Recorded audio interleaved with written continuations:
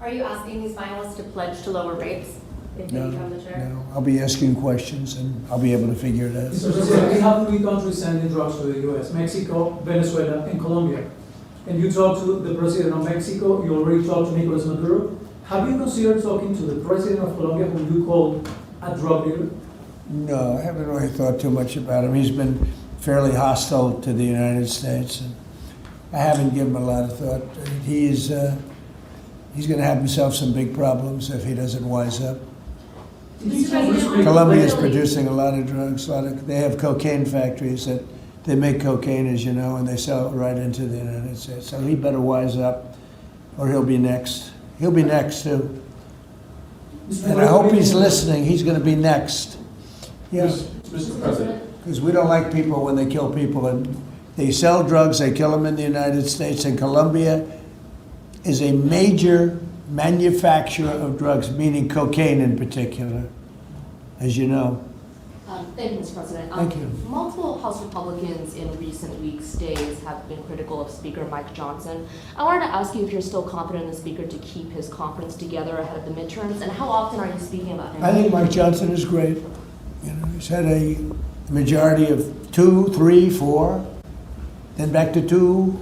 We actually had 1, so we were 1 heart attack away from disaster. So everybody prayed for everybody's health. I think Mike Johnson's been a fantastic speaker. I mean, a very hard job because, you know, when you have a small majority, and we got the biggest bill in the history of our country approved, the Great Big Beautiful Bill. I call it the Great Big Beautiful Bill. There are different names for it, but to me it's a Great Big Beautiful Bill because it gives the biggest tax cuts in history, the biggest regulation cuts in history. No tax on tips, no tax on Social Security, no tax on overtime. I think Mike Johnson's been a great speaker. I think few people could have done that job. Do you want to see another big package move through Capitol Hill the next year, or? Well, we don't need it because we got everything. You know, this was supposed to be 17 bills. I think it was my idea, but, you know, with the concurrence of people that have done this a long time. And I said, why don't we make it 1 bill? Because it's very hard to get things approved by the Democrats. And it worked out because there was something good for everybody. If we would have done 17 bills, we wouldn't have gotten 1/3 of them approved. It was something great for everybody in the one, you know, the Great Big Beautiful Bill. Brian? Yes, good to see you, Mr. President. Hi. I follow up on the event last night in Pennsylvania. Huge crowd turned out Yeah, there. big crowd. It seemed like Rally Trump was in prime condition last night. You enjoyed it. Can you just give me your thoughts on that? Then I do have a question on the gold card. Last night was amazing in Pennsylvania. We had a tremendous crowd. It was like freezing. And the people, the thousands of people on the sidewalk trying to get in on the streets. It was an amazing evening, actually, and I think people really enjoyed it. I enjoyed it. You could tell that. I can tell that you enjoyed it. I enjoyed it. I really did. Well, you know, it's easy to enjoy when you do a good job, and, you know, when you can talk about things in a very positive way. It's hard not to say it. We have potentially the greatest economic boom in the history of the world. It's being built right now. And when it opens, there will be nothing ever in history like what's happening in our country. And, you know, Washington, D.C. is safe, and Memphis is now. Look at Memphis. Crime is down 60% in Memphis. We just got there 3 weeks ago. And we're going to have New Orleans. New Orleans was we just sent a group of people there, and crime is down 28% in about 3 days. No, we do a good job, you know, and these are central casting people. These people they're very tough people if they have to be. They're very good, they're great patriots, but they are the toughest, and they don't take any nonsense. And every place we go, we knock down crime. Too bad that we're not invited more into Chicago, because we could save Chicago very quickly. But even that, we're doing it on a minimal basis until, you know, at some point we'll just go in and do what we have to do if the governor doesn't wise up. They got a bad governor, they have a bad mayor. I would say they're both incompetent, but it's hard to believe that people don't want to stop crime. We could stop the crime in Chicago in about 2 weeks. Go ahead. My question is on the gold card. I apologize if I missed the answer to this. Is there a limit to how many gold cards these companies can buy? Howard? So the program is part of the already approved visas. So we're just going to have great people come into this country. You know, the average green card holder earned less than the average American. So they were more likely to be on the dole and be on our assistance programs than average Americans. And the idea is from President Trump, he wants to raise it, bring in the best people into America. So same visas, but now just full of the best people. Basically, it's a green card, but much better, much more powerful, a much stronger path. And a path is a big deal. Have to be great people, but much stronger path. And it also, in addition to that, helps companies, because not only for companies, but if IBM gets somebody #1 in his class at the Wharton School of Finance, and you're dying to get the person, but you can't guarantee the person stays in the country, because oftentimes they'll say, I'm sorry, sir, you got to get out of here, you have 24 hours, right? And you say, where's my employee? Now IBM can buy a card, and that employee can be there for essentially a very long period of time. Mr. President, It's so needed for the companies.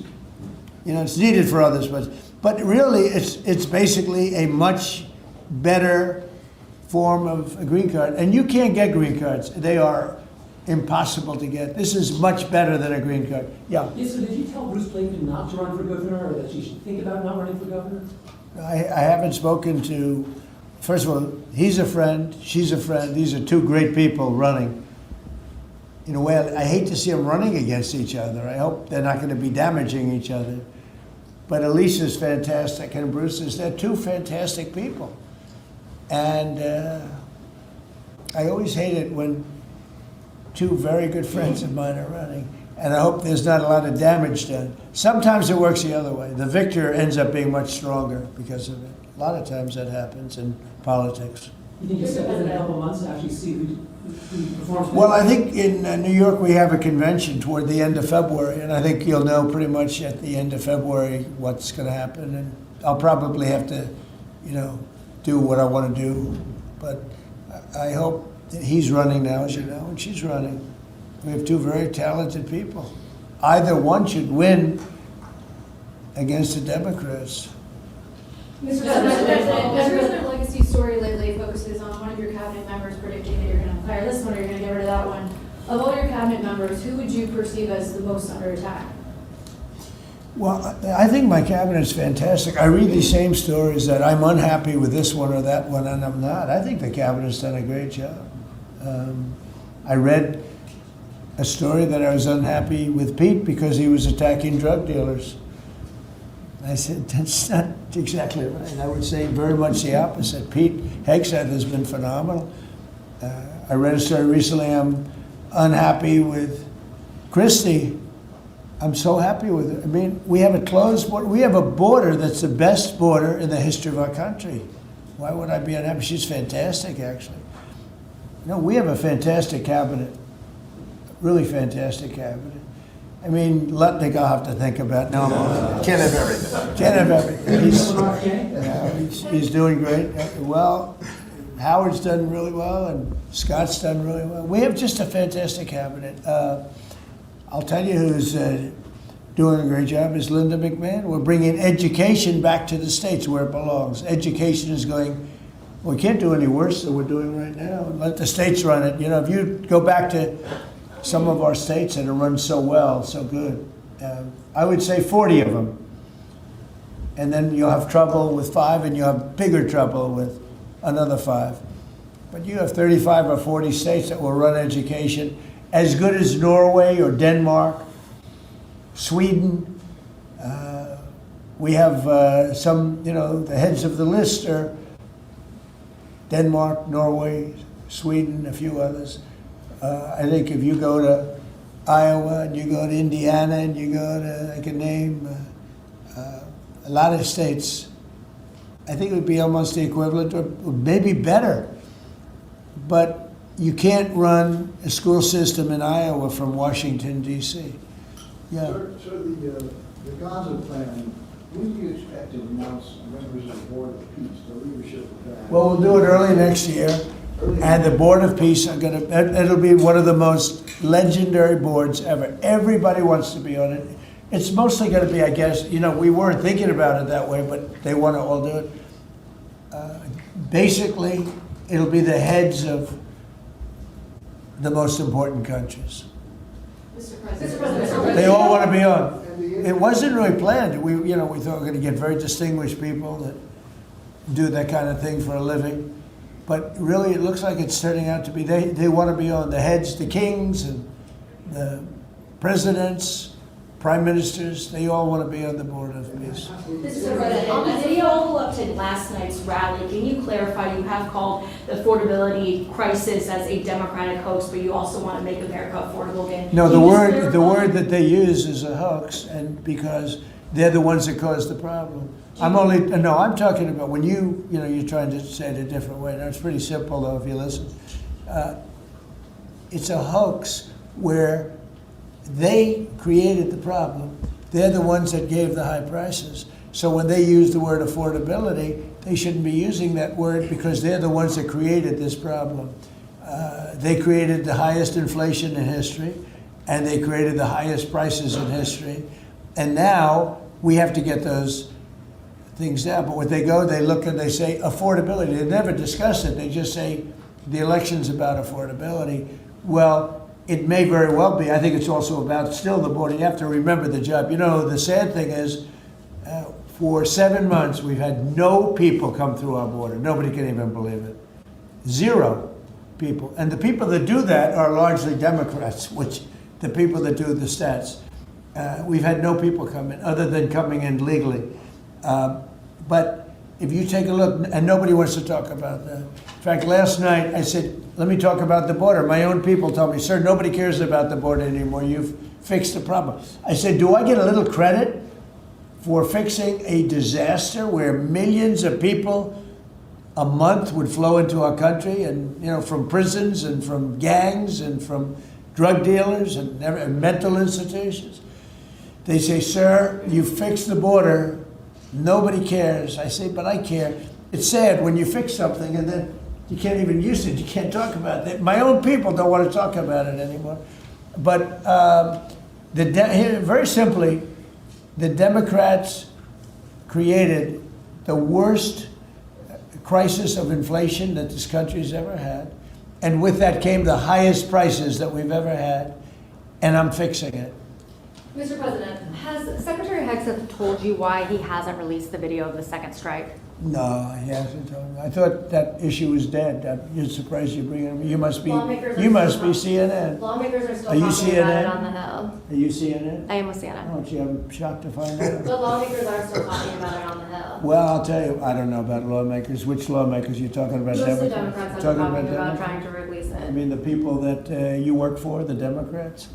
You work for the Democrats, don't you? You're basically an arm of the Democrat Party. Thank you very much, everybody. I appreciate it. Thank you.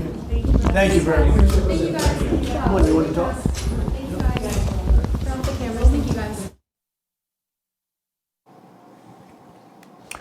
All right, folks, President Trump just wrapped the meeting in the Oval Office. Very interesting, a lot of questions. The most interesting part of that for me was there's been rumors that, he's going to fire Pete Hegseth. He's going to get Christine Ohm. Pam Bondi. He just literally said, I love every one of my cabinet secretaries. And I think that will at least calm the folks down a little bit. Very quickly, let's run over what the markets did. The stock market was up very big today. There's a rate cut. The Fed cut rates by 0.25%. That sent the stocks flying upwards. Major indexes went higher. The Dow Jones up 500 or so, S&P up 45, NASDAQ up 77. And let's jump over gold. Gold keeps going up. And crypto. Crypto backed off just a hair, holding really, really nice at 92,500 to the Bitcoin. All right, let's bring in our first guest, an actor and comedian who joins us today to talk about something not so funny. It's really, really important, folks, to the average American household. Here's why. The U.S. is facing an historic air conditioning crisis. I said it right, an historic air conditioning crisis, which is projected to cost you and me and all of us $25 billion every single year, and put a damper on, I guess, going forward, a strain on the heating, ventilation, and air conditioning industry. Happy to bring in Jamie Kelly on the show. Jamie, good to have you, my friend. We're going to get to your acting career first. Just set us up with what is this thing that's going to cost a monster amount of money to American people in the next couple of years. Thank you for having me, bro. Basically, this is a huge thing that no one's talking about.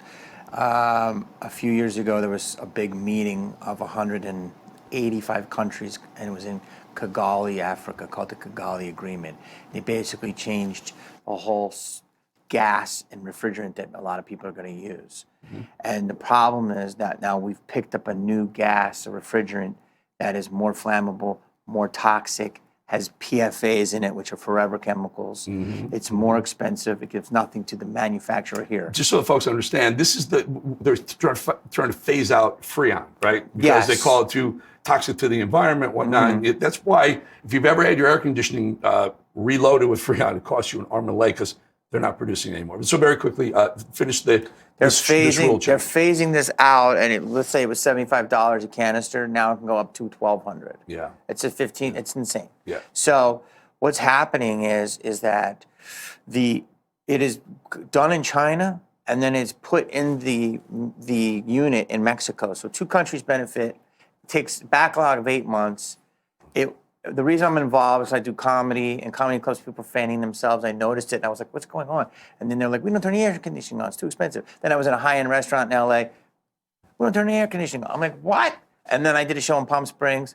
So from a person who has a one-bedroom apartment in Boca or Palm Springs to a huge business, to grocery outlets, whatever, it's a huge problem. The rest of the world had 15 years to make the change. We had 15 months. We're now in month 12. We have 3 months. April 1st is going to be a big thing. After April 1st, you can't use Freon to load your I'm not exactly sure, but it's going to be very difficult. There's going to be a lot of regulations. So here's the important part, Jamie. I don't mean to cut you off because our time is fairly limited. I know he's got to get a plane back to L.A. No. You met with Lee Zeldin. Yesterday, I had an amazing meeting with the head of the EPA, Mr. Lee Zeldin. Took my meeting, incredible. And he was awesome. Him and his staff were there and basically let me know that they're going to make an announcement soon. I can't say. That's something that I think will help this issue. And so they're working on it. Let me ask you this: is it before April, whatever the expiration of the Freon? I feel that there will be. I feel that yes. I don't feel that they're going to. They're going to help the industry. Mm-hmm. That's how I feel. But it's not at liberty for me to say. And they're going to try to help this issue. This is relevant because now Mexico, we have to go to Mexico for our whatever this product is put into the air conditioning? It's made in China, the gas, then the gas is shipped to Mexico, then they install it in the unit in Mexico. So you got to manufacture it, wait, ship, manufacture it, wait, hope it gets shipped. I mean, it's a lot. And then we pay. And then because we pay. We pay more of all that manufacturing. Their workers get paid, they get a piece of the tariff, our guys are sitting around waiting. We have nothing. We're losing money on all ends, we're losing refrigerant, we're losing it, and it's dangerous. It's dangerous. Look, Jamie's an actor, he's a comedian, but this is a really, really important. Yeah. I've been doing this for forever. He's in D.C. We're in D.C. right now, talking to Lee Zeldin. This is very. So what is it going to take? I mean, Trump is rolling back emission standards for vehicles, right? Mm-hmm. Can he roll back this? Mr. Zeldin assured me that he's all over it, very aware of it. He had a great meeting with Alta, energy company, refrigerant, in October. And then he also told me that President Trump is very aware of it. He knows it's a huge problem. Listen, 118 degrees in Palm Springs, Scottsdale, Boca. You know the drill. I do know the drill. It's not good. But it's not only that. It's 118 degrees in Chicago in July. 100%. Like exactly. Yeah. All right. I know we're a little bit cramped for time. Take your time. Tell me. The movie. Yes. Portal. By the way, if you recognize Jamie, he was in Scream. Yeah. You just found that out right now. I did. You also said my name is Jamie Kelly. I did say Jamie Kelly. Jamie Kenny. Still Irish. I know a Jamie Kelly. Jamie Kenny. I'm sorry. It's a good pub. I'm joking. Sorry. You're in Scream, and now this sir. movie's Portal in the Pines. Yes. I also just looked that up. Portal in the Pines is a thriller kind of conspiracy theorist movie, and it's about basically time warps. Are you familiar with the CERN, Large Hadron Collider in Switzerland? Yes, I am. Are you familiar the massive volume they collide? Yes. Are you familiar with particle the collider, Mandela effect?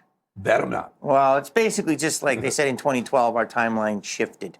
And it was because of this big Hadron Collider, which is in Switzerland, which is a real thing. And so the movie's about So the that. portal, they discover a is in the portal Pines, in the in- Pines, and it's a in portal the- to hell.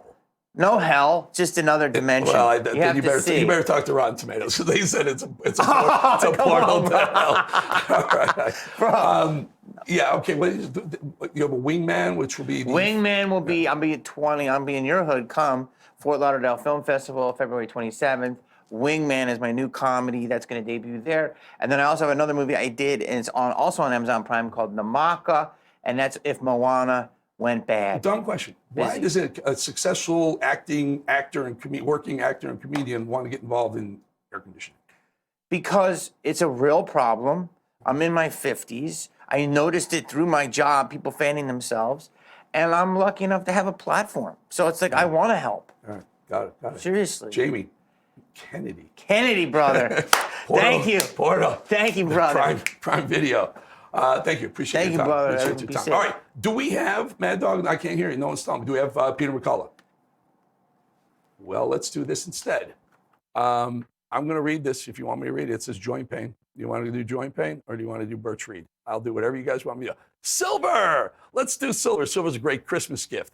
It's a Christmas season after all. That's why for every $5,000 you buy between now and December 22nd, Birch Gold will send you an ounce of silver, which is up 60%.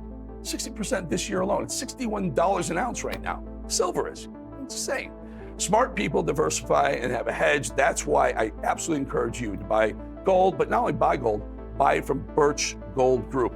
With rate cuts from the Fed in 2026, the dollar will be worth less and less. It's just happening. It's happened over time. It's going to continue. And what happens, by the way, if the AI bubble bursts?